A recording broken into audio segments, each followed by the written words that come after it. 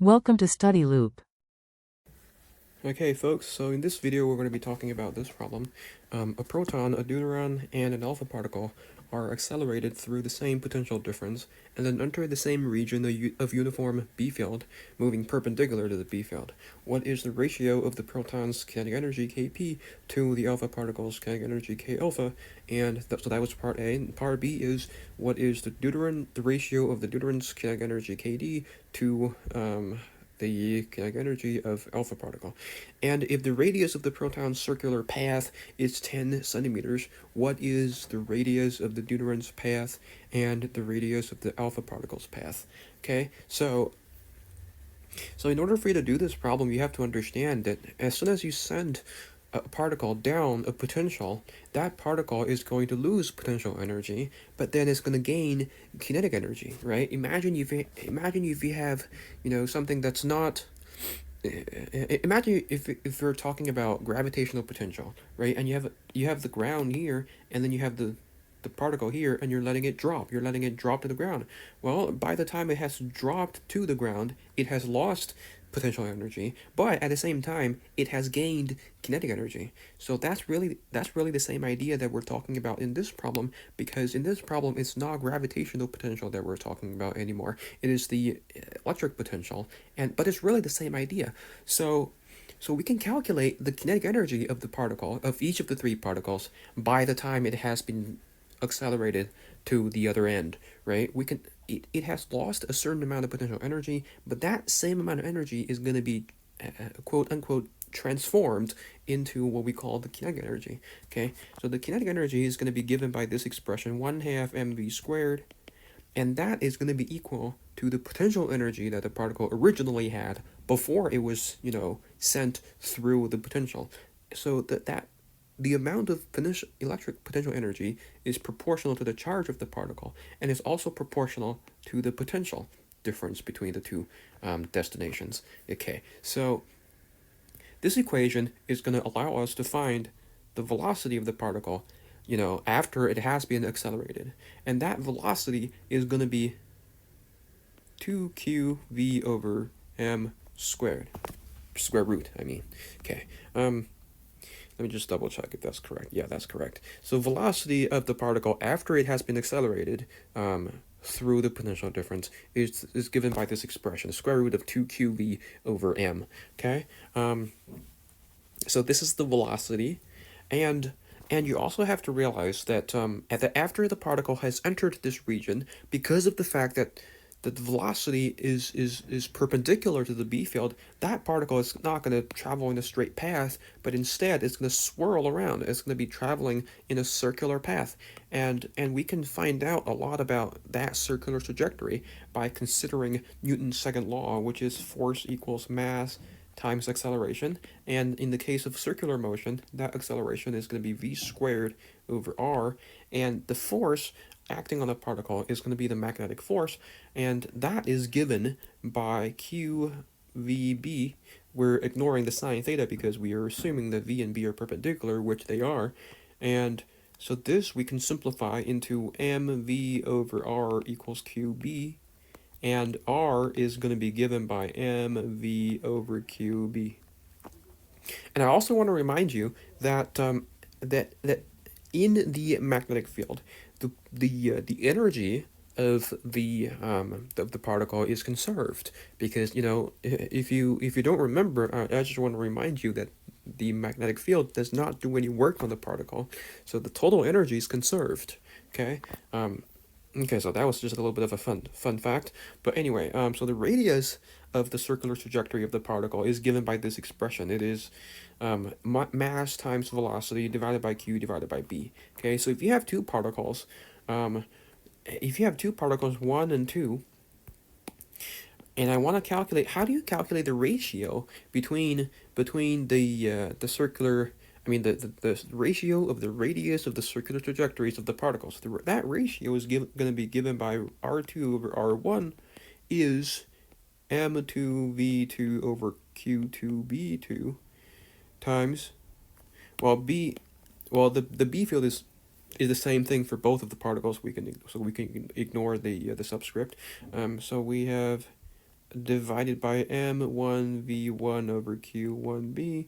So this is going to give you m2v2 m1v1 and then q1 over q2. Okay, so this is a ratio between the two radiuses of the circular trajectories of two particles. And so let's start doing part A. Part A is asking for the kinetic energy, the ratio of the kinetic energy of proton versus alpha particle. Okay, how do we do that? Well, we know for part A, T, which stands for kinetic energy. Kinetic energy is given by 1/2 mass velocity squared, right? And so if you have two particles, proton and the alpha particle, well, that ratio, Tp over T alpha, is going to be given by this. It's going to be given by mass of the proton, V proton squared, divided by mass of the alpha particle, and then V alpha particle squared. Okay, so it's this. So it's mass, the ratio of the masses times the ratio of the velocities squared. Okay, do we know about the masses of the two particles? Well, we actually do. The mass of a proton is just going to be, approximately speaking, 1 atomic mass unit. So this is 1 atomic mass unit. What about alpha particle? Well, the alpha particle has a mass of 4. That's a heavy particle. It's 4 atomic mass units.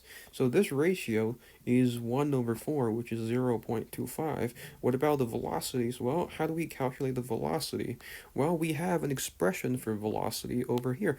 The velocity of a proton is square root of 2qb over m. So Vp is going to be the square root of 2qp potential over mass of the proton, and V alpha is going to be the square root of 2 q alpha, same potential, divided by mass of the alpha particle. So this ratio, let's calculate this ratio. Vp over V alpha is going to be given by the square root of qp over q alpha, and then mass alpha over mass of the proton.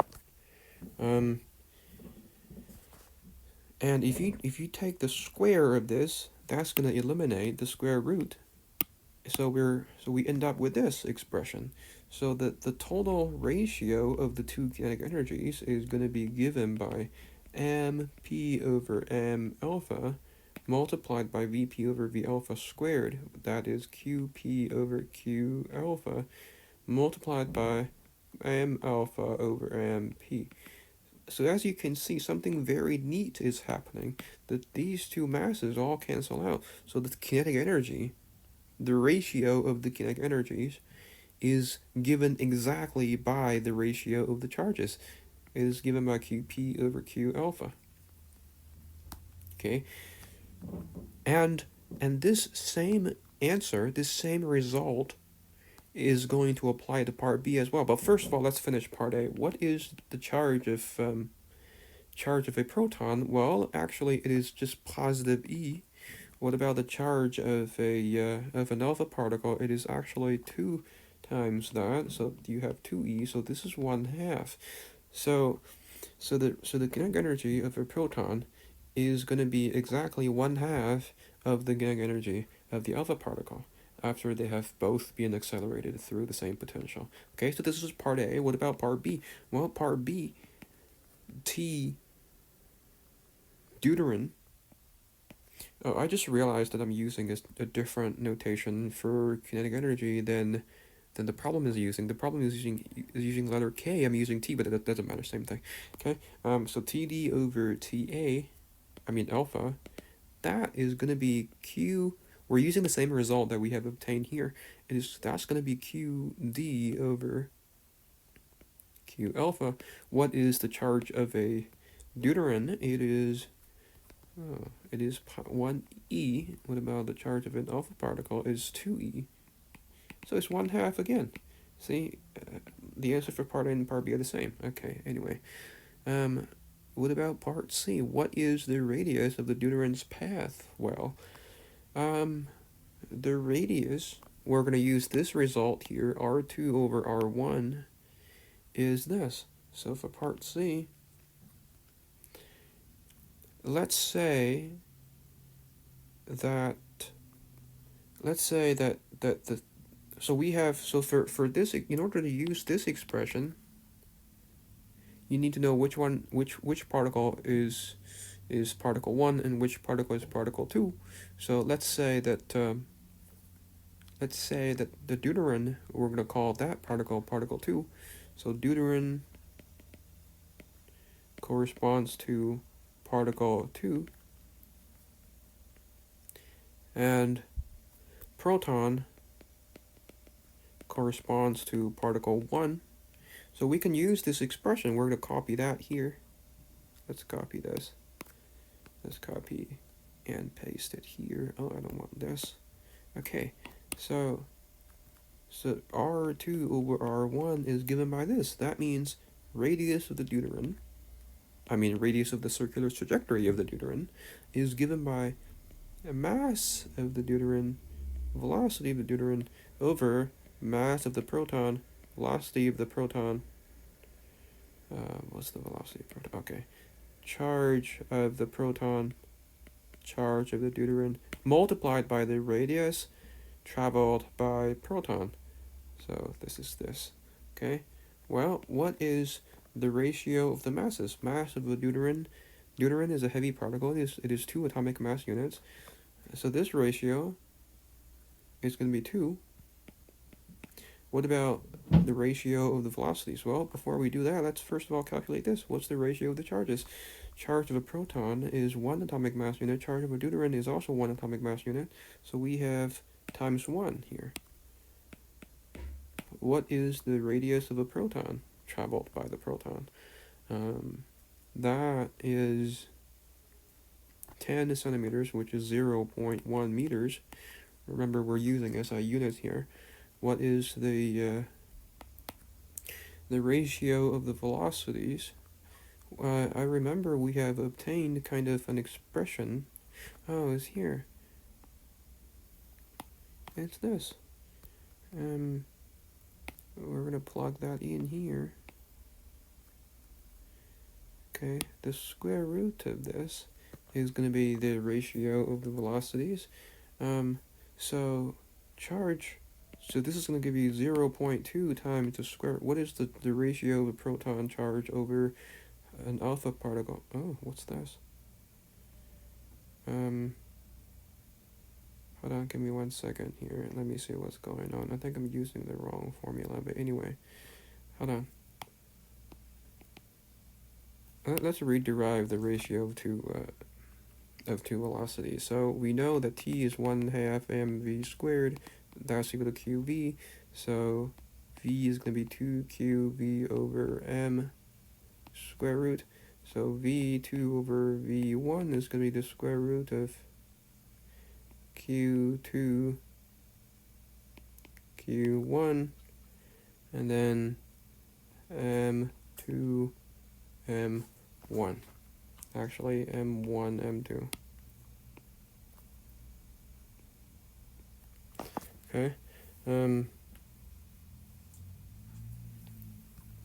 Okay, so this is a ratio, and we want what we want here. We're really just trying to calculate this ratio.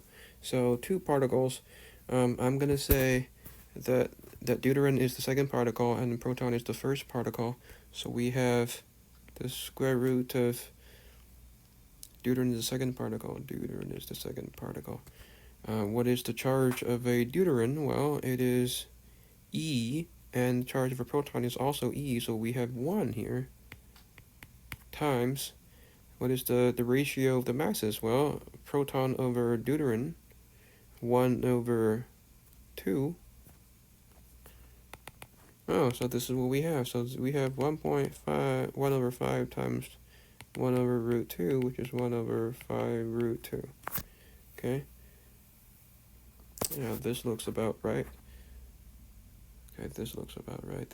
This is the radius of the circular trajectory traveled by the deuteron. So this is the answer for part C. What about the answer for part D?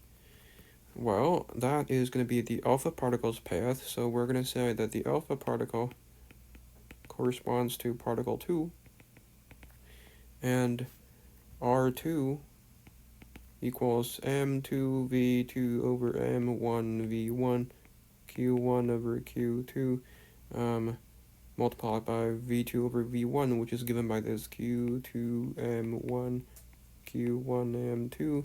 Let's simplify this a little bit. So we have the square root of Q1 squared Q2 squared M2 squared V2 squared M1 squared V1 squared Q2M1 Q1M2 and Q1 Q2 M1 M2. So Q1, I'm just doing algebra here. V2 squared over Q2 M1 V1 squared. Right?